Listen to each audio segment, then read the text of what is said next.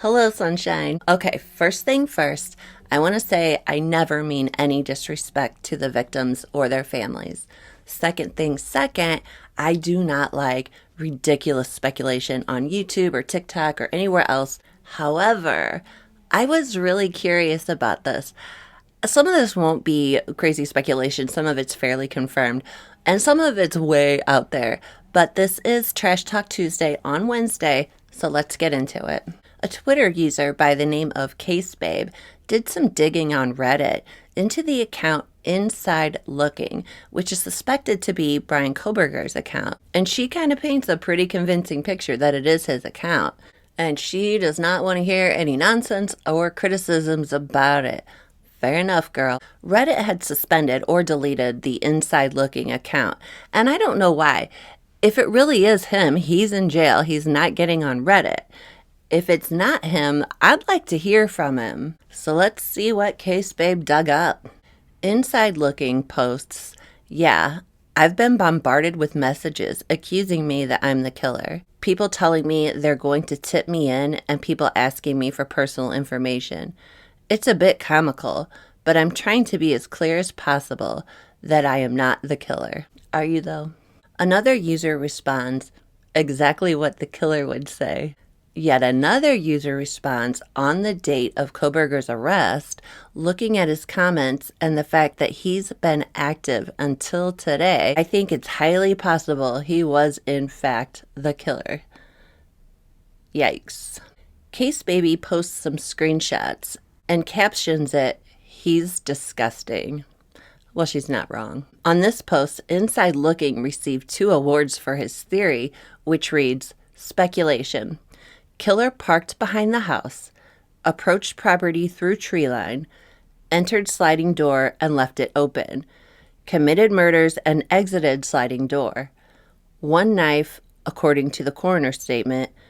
Time of murder approximately 3:20 a.m. to 3:40 a.m. according to car fleeing scene and on camera on Highway 8 approximately 3:45 a.m. Vehicle left skid marks upon exit. Please see photos below for more information." But that comment, though, oof. Okay, here they're talking about points of entry and whether or not it was the window in the dining room or the kitchen window. Now, this highly contradicts his theory that the killer entered the sliding door and left it open. Inside Looking says, okay, because that's not where the plant is tipped over. There are 2 different windows. There are items in front of that dining window that appear untouched. Another user responds, "It's the window where the kitchen sink is, where the plant had been tipped over. That window faces the area where the blood was found on the foundation." Inside Looking responds, "Yes, I know. I'm confused as to why you think they went through the window in the dining area. There are items there that wouldn't be like that if someone went through." And then he kindly posts a picture of the plant that's not tipped over in the dining room window. So he's saying the killer entered through the kitchen window. And here is an exceptionally creepy comment. A user states the coroner is a political position. The medical examiner makes the call on wounds.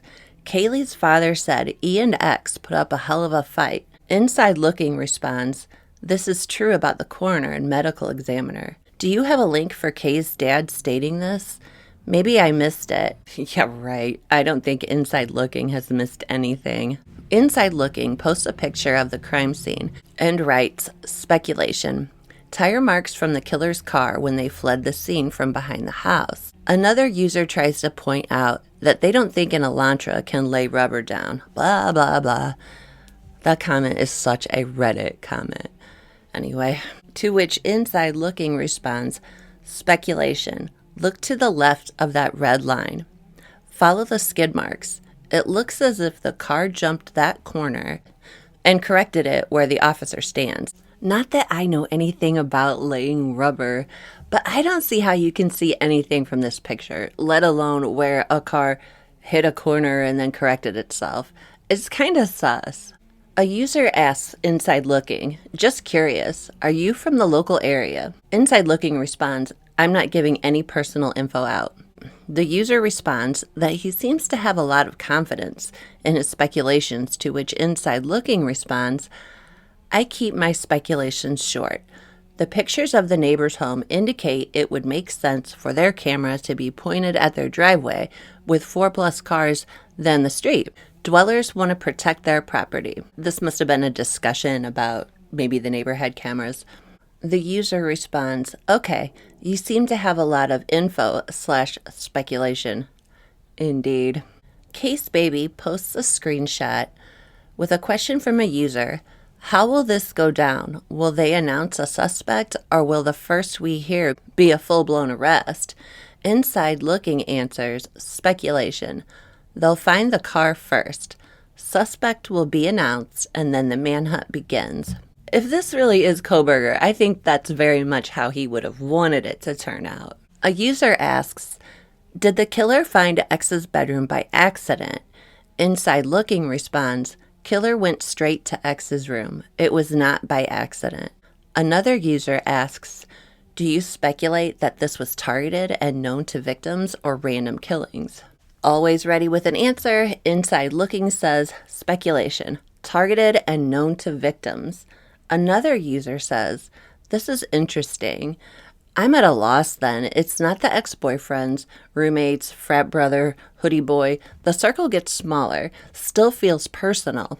Speculation. Someone one of them was hooking up with, or someone from the restaurant, which I'm sure they mean the Mad Greek restaurant. And this is just speculation from me. We know that Kohberger didn't really treat female staff at bars and restaurants very well, and that he was kind of creepy. This could be a situation where he had interacted with XRM at this restaurant, and it wasn't a good interaction. Inside Looking, though, wants to clarify, when I say known, it could be small interaction to best friends.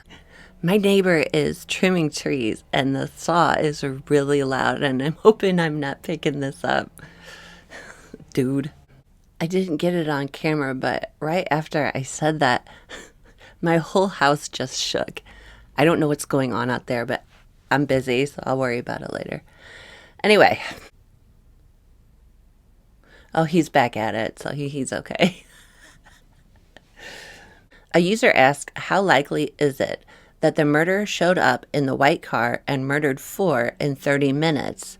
If I'm getting the correct context from the article, another user says, should have started before 2 a.m. The killer could have sat and waited for a while until all the lights went off around 3 a.m. To which Inside Looking creepily responds, why waste an hour to see lights go out when you can pull up and lights are already out? Inside Looking posts a picture of a shoe impression and says, speculation, killer's shoe print from behind the houses. They approach the property from the parking lot in the back, to which someone responds, shoe print looks like a work boot. Inside Looking answers, speculation, S on heel of shoe print. Dude, you cannot see that from that picture. You can't. The caption to one of Inside Looking's photos says, expanded crime scene behind house where footprints came from. Speculation. This is where the killer parked. Then captioning a photo of the sliding door.